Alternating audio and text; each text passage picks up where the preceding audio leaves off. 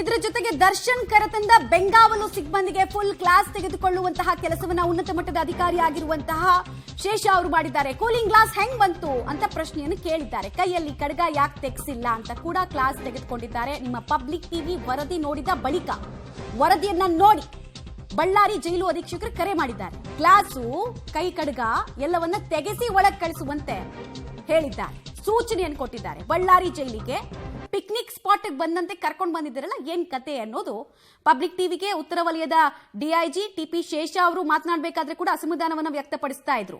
ಇದು ಕ್ಲಿಯರ್ಲಿ ಲೋಪದೋಷ ಅಧಿಕಾರಿಗಳದೇ, ಹೀಗಾಗಿ ಅವ್ರು ಉತ್ತರ ಕೊಡ್ಲಿ, ನಾನು ನೋಟಿಸ್ ಅಂತೂ ಕೊಡ್ತೀನಿ, ಪತ್ರವನ್ನ ಬರೆಯೋ ಕೆಲಸವನ್ನು ಮಾಡ್ತೀನಿ ಅಂತ ಕೂಡ ಈಗಷ್ಟೇ ಕೆಲ ಕ್ಷಣಗಳ ಹಿಂದಷ್ಟೇ ಮಾತನಾಡ್ತಾ ಇದ್ದಂತಹ ಟಿಪಿ ಶೇಷ ಅವರು ಹೇಳ್ತಾ ಇದ್ರು. ಈ ರೀತಿಯಾದಂತಹ ಯಾವುದೇ ವಸ್ತುಗಳಿಗೂ ಅವಕಾಶ ಇಲ್ಲ ಅಂತ ಹೇಳ್ತಾ ಇದ್ರು. ಡೀಟೇಲ್ಸ್ ಕೊಡ್ತಾರೆ ದಿಲೀಪ್. ಕ್ರೇಪ್ ಬ್ಯಾಂಡೇಜ್ ಬಗ್ಗೆ ಗೊತ್ತಿಲ್ಲ, ಆದ್ರೆ ಕೂಲಿಂಗ್ ಗ್ಲಾಸ್ ಅನ್ನ ಹೇಗೆ ಬಿಟ್ರು ಅನ್ನೋದು ನನಗೂ ಕೂಡ ಪ್ರಶ್ನಾರ್ಥಕ ಚಿಹ್ನೆ ಆಗಿದೆ. ಬಟ್ ನಾನು ಅದನ್ನ ಪ್ರಶ್ನೆ ಮಾಡ್ತೀನಿ, ಬಿಡಲ್ಲ. ಯಾರ್ಯಾರು ಕರ್ತವ್ಯ ಲೋಪದೋಷ ಮಾಡಿದ್ದಾರೋ ಅಂತೆಲ್ಲ ಅವ್ರು ಈಗಷ್ಟೇ ಹೇಳ್ತಾ ಇದ್ರು ಪಬ್ಲಿಕ್ ಟಿವಿ ಜೊತೆಗೆ ಮಾತಾಡ್ತಾ. ಅಲ್ಲಿಗೆ ಎಷ್ಟು ಜನರಿಗೆ ಹಾಗಾದ್ರೆ ನೋಟಿಸ್ ಹೋಗುವಂತಹ ಸಾಧ್ಯತೆ ಇದೆ? ಈ ಪ್ರಕರಣಕ್ಕೆ ಸಂಬಂಧಪಟ್ಟಂತೆ ಏನೇನು ಬೆಳವಣಿಗೆ ಆಗ್ಬೋದು? ಮಮತಾ, ಪ್ರಮುಖವಾಗಿ ಏನಂತಂದ್ರೆ ಪ್ರಕರಣ ಅಗ್ರಹಾರದಿಂದ ಬರ್ತಕ್ಕಂಥ ದರ್ಶನ್ ಗ್ಯಾಂಗ್ ಏನಿದೆ, ಆ ಗ್ಯಾಂಗ್ ಇರ್ತಕ್ಕಂಥವ್ರು ಬೇರೆ ಬೇರೆ ಸ್ಪಿರಿಟ್ ಆಗ್ತಾರೆ. ಅದೇ ದರ್ಶನ್ ಬರ್ತಾ ಇರೋ ವಿಚಾರದಲ್ಲಿ ಅವರ ಕೈಗಳು ಏನು ಕಡ ಇದೆ, ಆ ಕಡ ವಿಚಾರ ಜೊತೆಗೆ ಏನಂತಾರೆ ಕೂಲಿಂಗ್ ಗ್ಲಾಸ್, ಇವೆರಡೂ ಕೂಡ ಐಷಾರಾಮಿ ವಿಚಾರನ ತಿಳಿಸುತ್ತೆ. ಹೀಗಾಗಿ ಇವರೇನು ಪಿಕ್ನಿಕ್ ಹೊಟ್ಟಿದಾರ ಅಥವಾ ಪ್ರವಾಸಕ್ಕೆ ಹೊಟ್ಟಿದಾರ, ಯಾವ ವಿಚಾರದಲ್ಲಿ ಇಟ್ಕೊಂಡು ಇವ್ರು ಬಂದಿದ್ರು, ಮತ್ತೆ ಇವೆಲ್ಲ ಏನು ಬೆಲಾಂಗ್ಸಿಂಗ್ಸ್ ಏನಿದೆ, ಅವರ ಆಭರಣಗಳಿದೆ, ಏನೋ ವಸ್ತುಗಳಿದೆ, ಆ ವಸ್ತುಗಳು ಎಲ್ಲವನ್ನು ಕೂಡ ಒಂದು ಬ್ಯಾಗಲ್ಲಿ ಹಾಕಿ ಒಂದು ಜೈಲು ಸಿಬ್ಬಂದಿಗೆ ಕೊಡಬೇಕು.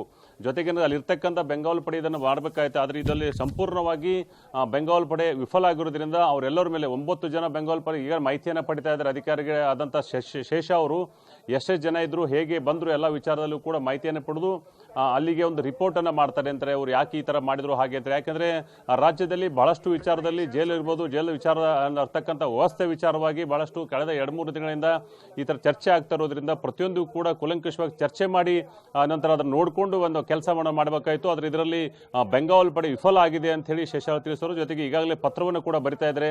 ಅವರು ಯಾವ ತರ ಕ್ರಮ ತಗೊಳ್ಬೇಕಾಗಿತ್ತು, ಅವ್ರ ಮೇಲೆ ಯಾವ ತರ ಕಟ್ಟುನಿಟ್ಟಿನ ಕ್ರಮ ತಗೋಬೇಕು ಹಾಗೆ ಅಂತೇಳಿ ಪತ್ರ ಬರೀತಾರೆ. ಜೊತೆಗೆ ದರ್ಶನ್ ಒಳಗಡೆ ಹೋಗುವಾಗ ಅಲ್ಲಿರ್ತಕ್ಕಂಥ ಮಹಿಳಾ ಅಧಿಕಾರಿ ಏನಿದ್ದಾರೆ, ಎಲ್ಲಾ ವಿಲಾಂಗ್ಸ್ಗಳನ್ನ ಏನಿರ್ಬೋದು, ಕೂಲಿಂಗ್ ಗ್ಲಾಸ್ ಇರ್ಬೋದು, ಬೇರೆ ಇರ್ಬೋದು, ಎಲ್ಲ ವಿಚಾರವನ್ನು ಕೂಡ ಅಲ್ಲಿ ಜಮಾ ಮಾಡಿ ಒಳಗಡೆ ಸಾದಾ ಕೈದಿ ಯಾವ ತರ ಹೋಗ್ತಾರೆ ಅದೇ ತರ ಹೋಗಿ ದರ್ಶನ್ ಅವರು ಈಗಾಗಲೇ ರೂಮ್ ಅನ್ನ ಸೇರಿಕೊಂಡಿರುವಂತ ಮಾಹಿತಿ ಕೂಡ ಲಭ್ಯ ಆಗ್ತಾ ಇರುವಂತದ್ದು.